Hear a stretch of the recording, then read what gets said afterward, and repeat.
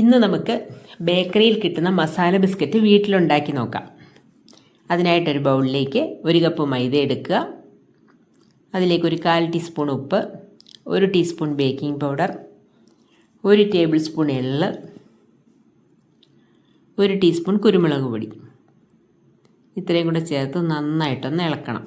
ഒന്ന് വിസ്ക് വെച്ചിട്ടോ അല്ലെങ്കിൽ സ്പൂൺ കൊണ്ടോ, ഇനി അതല്ലെങ്കിൽ ഒരു അരിപ്പയിലിട്ടൊന്ന് അരിച്ചാലും മതി. പക്ഷേ അത് എള്ള് ചേർക്കുന്നതിന് മുമ്പായിരിക്കണം. നന്നായിട്ട് മിക്സ് ചെയ്തെടുക്കുക. ആ ബേക്കിംഗ് പൗഡർ എല്ലാ സ്ഥലത്തും ഒന്ന് ഒരുപോലെ മിക്സ് ആവണം. ഇനി ഒരു മിക്സിയുടെ ജാറിലേക്ക് 1 ടീസ്പൂൺ പെരിഞ്ജീരകം, 1 കഷ്ണം പട്ട, 2 ടേബിൾ സ്പൂൺ പഞ്ചസാരയോ ബ്രൗൺ ഷുഗറോ എടുക്കാം. അതൊന്ന് നന്നായിട്ട് പൊടിച്ച് നമ്മുടെ ആ മൈദയുടെ കൂട്ടിലേക്ക് ചേർത്ത് കൊടുക്കുക.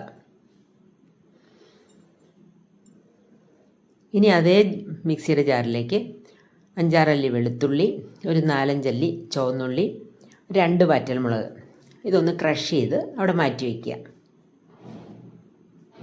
ഇനി ഒരു പാൻ അടുപ്പത്ത് വെച്ച് അതിലേക്ക് 1 ടേബിൾ സ്പൂൺ ഓയിൽ ഒഴിച്ചു കൊടുക്കുക. ഓയിലൊന്ന് ചൂടായി വരുമ്പം നമ്മൾ കറിവേപ്പില പൊടിയായിട്ട് നുറുക്കിയത് ഒന്നിട്ട് കൊടുത്ത് ഒന്ന് മൊരിയിച്ചെടുക്കണം.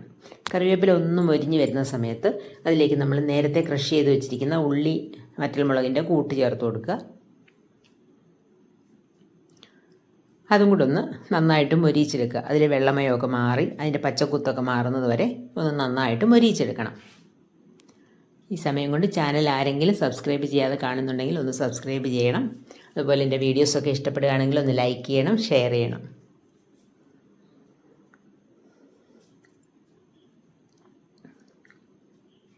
എല്ലാവരും ഈ റെസിപ്പീസൊക്കെ ഒന്ന് വീട്ടിൽ ട്രൈ ചെയ്ത് നോക്കണം. വളരെ ടേസ്റ്റിയാണ്. ഇപ്പോൾ ഇതെല്ലാം മൊരിഞ്ഞ് വന്നിട്ടുണ്ട്. ഇനി നമുക്ക് അതും കൂടി ആ മൈദയുടെ കൂട്ടിലേക്ക് ചേർത്ത് കൊടുക്കാം.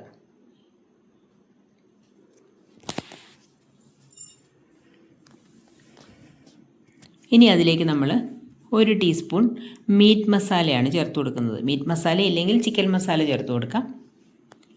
ഒരു 1/4 ടീസ്പൂൺ വാനില എസൻസ്, പിന്നെ ഒരു 6 ടേബിൾ സ്പൂൺ ഓയിൽ ചേർത്ത് കൊടുക്കുന്നുണ്ട്. ഓയിൽ അത്രയും തന്നെ ചേർത്ത് കൊടുക്കണം, എന്നാലേ ഇത് നന്നായിട്ട് കുഴച്ചെടുക്കാൻ പറ്റും. നമ്മൾ വെള്ളമൊന്നും ചേർത്തല്ല കുഴയ്ക്കുന്നത്, ഈ ഓയിൽ തന്നെയാണ് കുഴച്ചെടുക്കുന്നത്.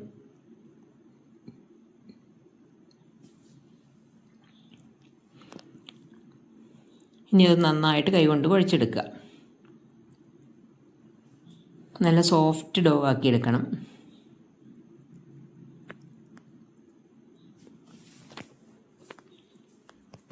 ഇനി അതിൽ നിന്ന് ഓരോ ഉരുളകളെടുത്ത് കൈവെള്ളയിൽ വെച്ചൊന്ന് പരത്തിയിട്ട് അതിൻ്റെ സൈഡൊക്കെ ഒന്ന് റൗണ്ട് ഷേപ്പാക്കി എടുക്കുക.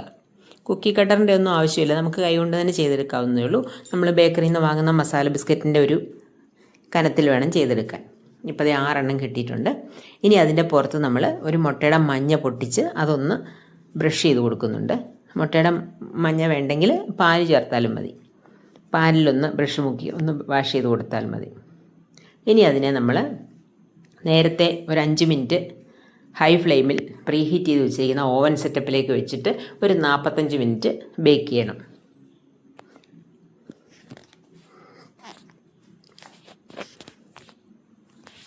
പ്രീ ഹീറ്റ് ചെയ്യുന്ന സമയത്ത് ഹൈ ഫ്ലെയിം ആയിരിക്കണം.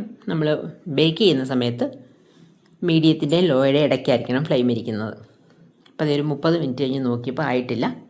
ഒരു 45 മിനിറ്റ് കഴിഞ്ഞപ്പോഴേക്കും നമ്മുടെ കുക്കീസ് ഇവിടെ റെഡി ആയിട്ടുണ്ട്.